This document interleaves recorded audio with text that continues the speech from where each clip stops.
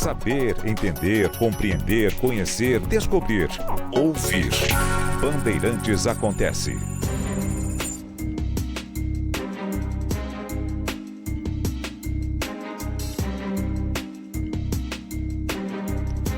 Na semana passada, com muitos protestos nas galerias, a Assembleia Legislativa de São Paulo aprovou, inclusive a Maju Arruda Leite nos informou no exato momento em que ocorria a votação, aprovou, e aí em segunda e portanto definitiva votação, a PEC apresentada pelo governo estadual, governo de Tarcísio de Freitas, reduzindo o orçamento da educação, permitindo que parte dele seja direcionado para a saúde.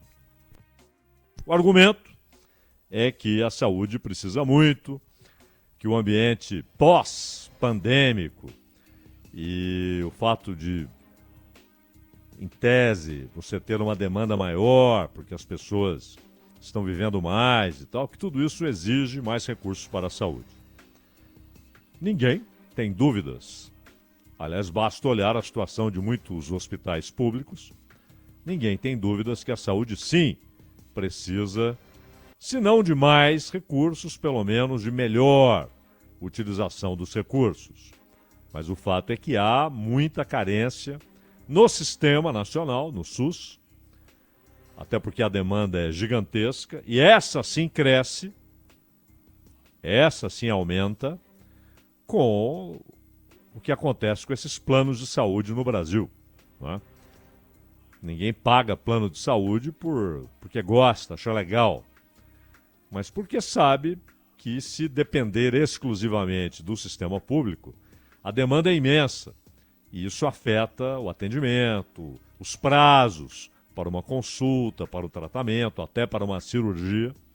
E às vezes até emergências são atingidas por essa demanda imensa. Então, sim, a saúde precisa, não só naquilo que é demandado do governo federal, mas também dos governos estaduais. E, em muitos casos, nas maiores cidades, dos governos municipais. Então, tirar de onde o dinheiro? A escolha da educação, ela tem uma explicação imediata, que é o seguinte: bom, a Constituição Federal coloca ali um piso, pelo menos 25% para a educação. São Paulo, em sua Constituição, estabelece 30%. Não por acaso é uma PEC, porque é uma proposta de emenda à Constituição. É preciso mudar a Constituição Estadual para reduzir esse percentual para 25%, já que a Constituição Paulista estabelece 30%. Então, estamos dentro do que é estabelecido nacionalmente, não é? Ocorre que a educação também tem carências tremendas, e vale notar que em São Paulo a educação está perdendo cerca de 12 bilhões de reais. 12 bilhões de reais. Porque os recursos que são garantidos por lei, diz o governo, já são superiores a 25%. Só que esses 30% alcançados hoje, eles contabilizam a Previdência, contabilizam pagamento aos inativos, que continuam sendo pagos ali pela SPPrev. E, além de tudo isso, o governo anunciou que a ideia de reduzir o gasto do governo com a educação passa por fechamento de turmas noturnas do ensino médio. E, claro, pelas parcerias.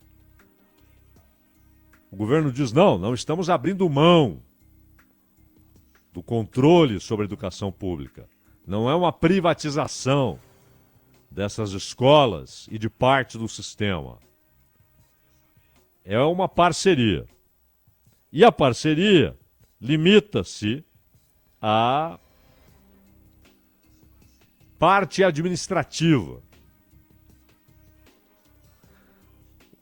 O fato é que o Tarcísio, não por acaso, ele buscou para essa área o Renato Feder, empresário, foi secretário estadual de Educação no Paraná, no governo do Ratinho Júnior, foi um dos arquitetos do programa Parceiro da Escola. O nome é sempre bonitinho, né?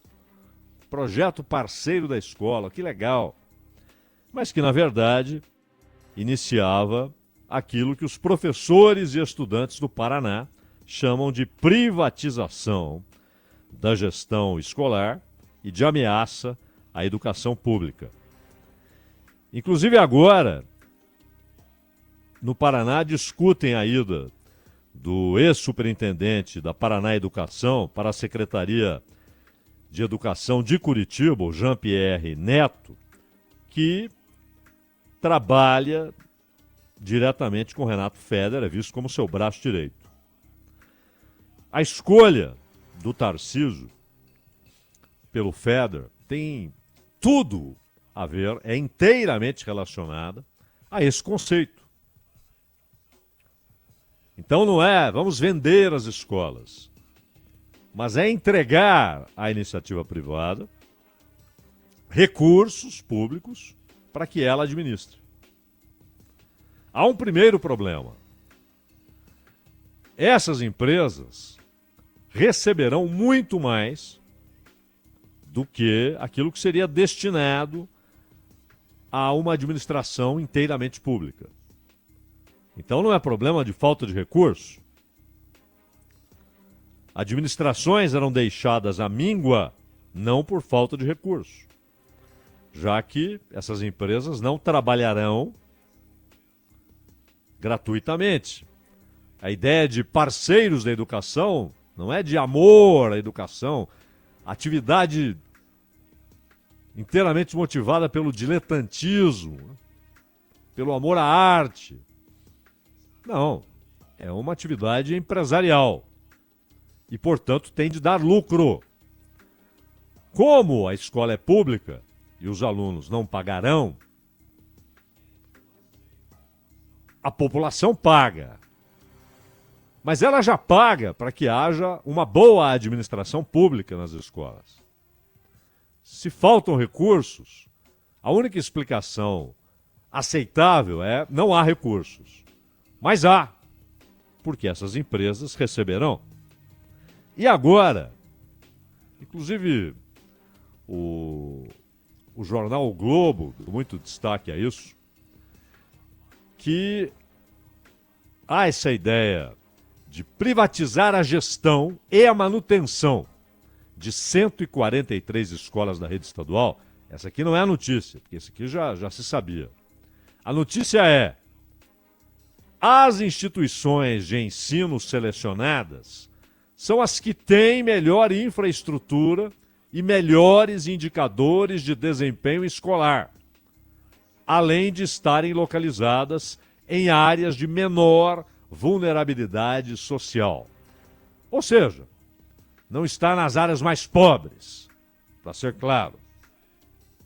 A conclusão está em uma nota técnica da Rede Escola Pública e Universidade, que reúne pesquisadores da Universidade Federal do ABC, da Universidade Federal de São Carlos, da Unicamp, da Unifesp e da USP, a Universidade de São Paulo. O edital diz que o intuito do projeto Adequação e Manutenção de Parceria Público-Privada é contratar uma empresa que será responsável por 20 anos por reforma, manutenção, conservação, gestão e operação das escolas selecionadas. 70 escolas na zona oeste da capital, 73 na zona leste, investimento estimado 1 bilhão e 700 milhões de reais. Na avaliação desses pesquisadores,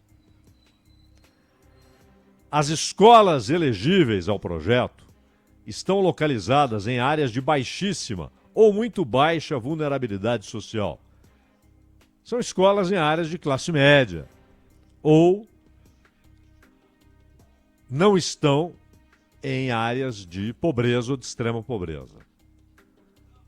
As unidades apresentam gestão, infraestrutura e indicadores educacionais muito mais favoráveis do que os das outras escolas da rede estadual localizadas na capital. E o projeto desconsidera a participação das comunidades escolares. Bom, aqui é a mentalidade vigente do Estado brasileiro, né? A opinião de quem deve receber o serviço, das comunidades, dos pais, dos professores, dos alunos, não interessa.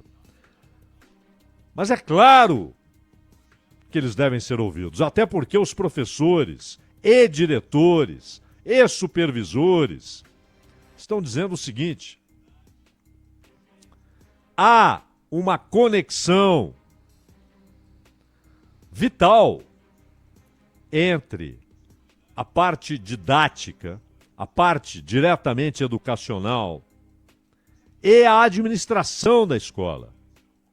E a decisão de construir uma quadra, um anfiteatro, um salão para isso ou para aquilo, a adequação da alimentação à idade, às atividades. E não tenham dúvida, isso se relaciona com outro aspecto da administração Tarcísio de Freitas, que é a possibilidade de professores serem remanejados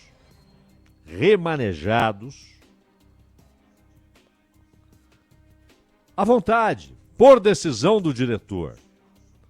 E muitas vezes, isso está sendo denunciado na Lesp, há deputados subindo à tribuna, indicando que muitas vezes os professores são vistos como incômodos exatamente porque fazem muito bem o seu trabalho, porque levam as crianças a compreenderem sua situação social, causas da sua situação social, causa da sua situação econômica, de seus pais, porque o pai está desempregado, porque a mãe tem um salário baixíssimo, porque muitas vezes falta comida em casa. Vamos entender essa situação? Então, esse é o professor indispensável, fundamental.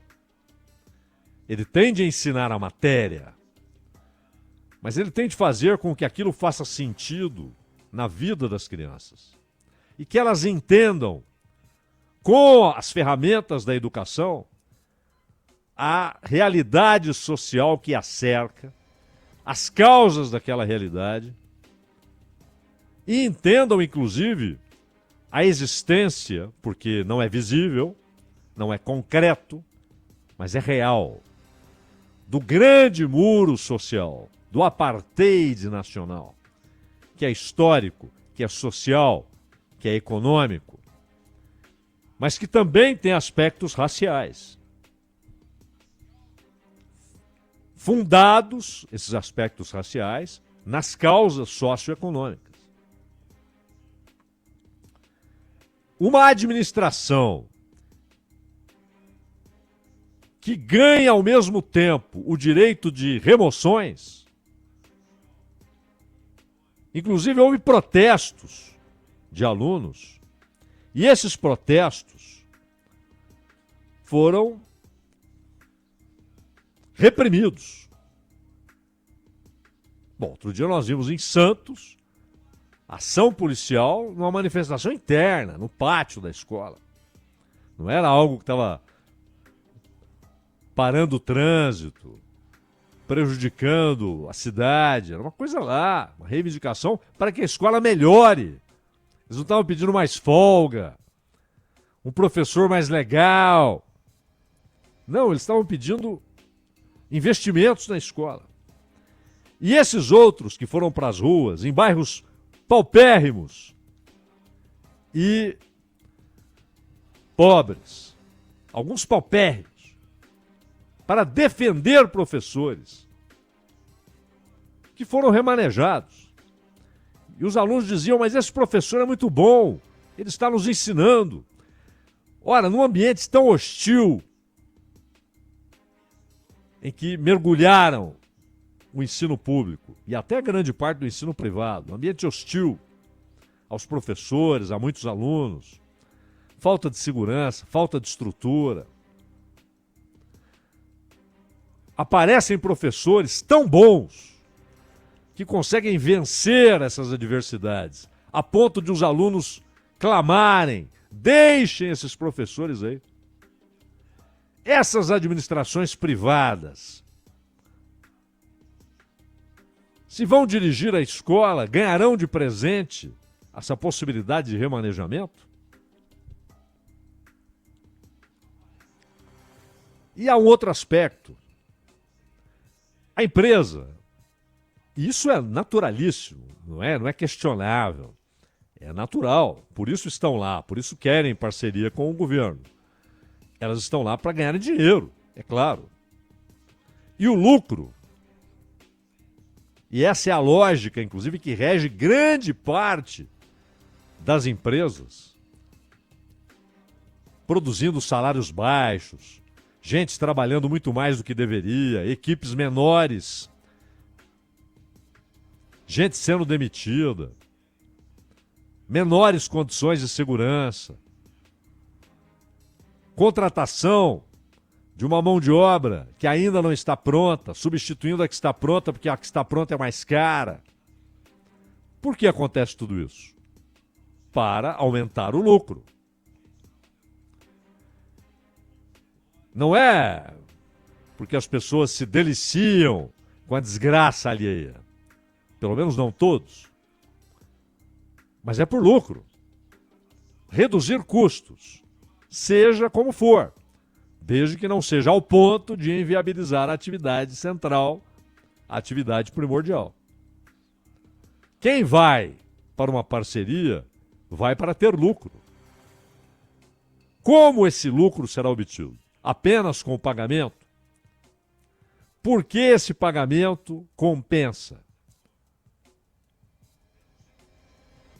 Vão reduzir? Vão evitar investimentos? Aquela quadra ficará para depois? A reforma ficará para depois? A comida das crianças sofrerá algum impacto da necessidade de obter lucro? Por que o toque de caixa? Por que não ouvir professores, diretores, supervisores, gente com 20, 30 anos na área, até mais? Gente que já poderia estar aposentada, mas decide permanecer porque gosta, a vida dela é aquilo, é a escola. E essa gente está dizendo, não pode desvincular a educação da administração do ambiente da educação. Pelo menos ouvir, considerar, apresentar argumentos contra esse argumento, debater.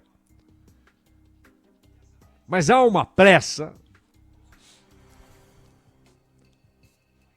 A mesma pressa, aliás, que se verificou no caso da Sabesp. Foi uma patrola, como falamos aqui. Uma patrola, aquilo foi passando por cima. Tudo rápido. na Assembleia, na Câmara Municipal de São Paulo, porque o município tinha de se manifestar a respeito. Pressões mil. E isso se espalha no Paraná, em São Paulo, em Minas Gerais. Em Minas Gerais, o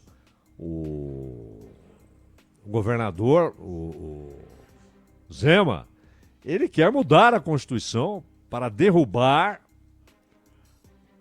a exigência que o Itamar Franco conseguiu colocar na Constituição Estadual de que para privatizar o que é do povo, é preciso perguntar para o povo se ele quer vender. Simples, né? Ó, isso que você vai vender é do povo. Você tem de perguntar para o povo. Simples. Olha que coisa mais simples.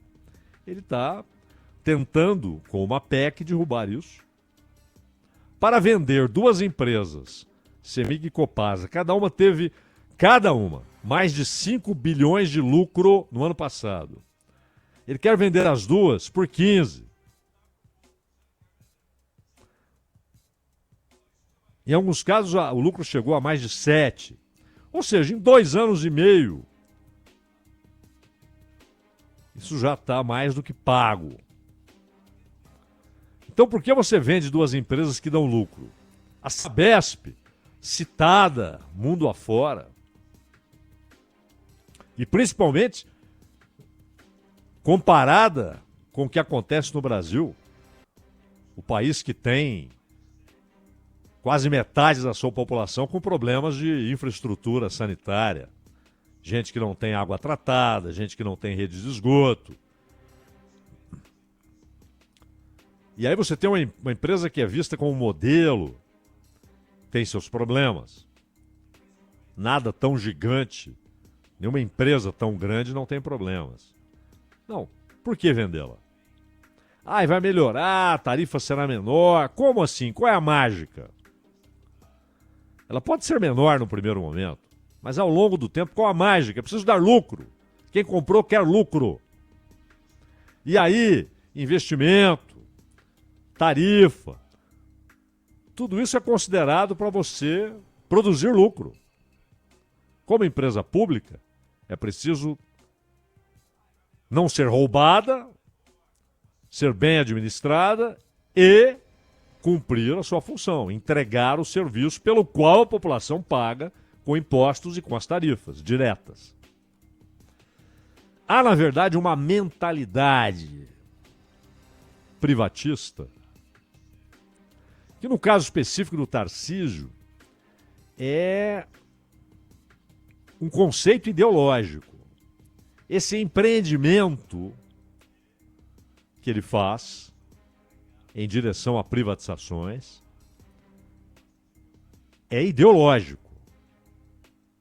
A premissa do Tarcísio é que tudo que é possível privatizar deve ser privatizado.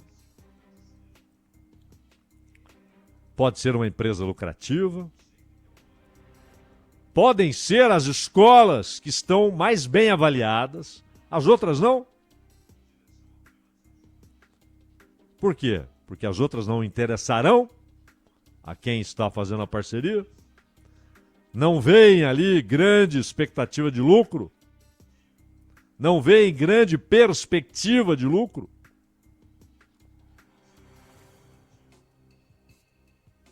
E aí,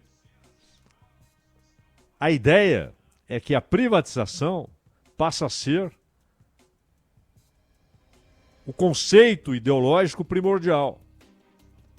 Mais importante do que a eficiência do serviço, do que o custo para a população do serviço, do que a medição do impacto que isso terá na vida das crianças e das mais pobres, e dos pais e dos professores. O Tarcísio gosta de bater o martelo, como um leiloeiro feliz, sempre que é dado o lance definitivo. E já deixou claro que ele entende que isso deve ser feito nacionalmente. Então, se ele chegar à presidência, será um desafio imenso, até pelo que a Petrobras representa no imaginário nacional, mas ele vai tentar. Bom, conseguiram com a Eletrobras. Um péssimo projeto, por sinal, de privatização. E ainda enfiaram jabutis para continuar havendo custo para o cidadão, via conta de eletricidade para bancar a termoelétrica. E o gás que obrigatoriamente deve abastecer as termoelétricas. E que deixou, inclusive, a União como um parceirozinho de quinta categoria dentro da Eletrobras. Se conseguiram com a Eletrobras, um pouquinho mais de cuidado, a circunstância favorável. Mas é uma premissa ideológica. E isso também alcança a saúde, o que é público. E como a segurança, porque colocar polícia na rua nunca é uma atividade lucrativa, uma atividade custosa. Mas presídio, como há nos Estados Unidos, pode ser lucrativo. E essa é outra aposta que querem fazer. Você já tem uma experiência em Minas, inclusive, mas extremamente problemática. Mas não adianta dizer que cada parte da comunidade ligada a um assunto, saúde, educação, abastecimento, deve ser ouvida. Não vão ouvir. Não vão ouvir. A ideia é fazer a festa na B3, é fazer as parcerias, é tornar-se, inclusive, menina dos olhos do capital financeiro.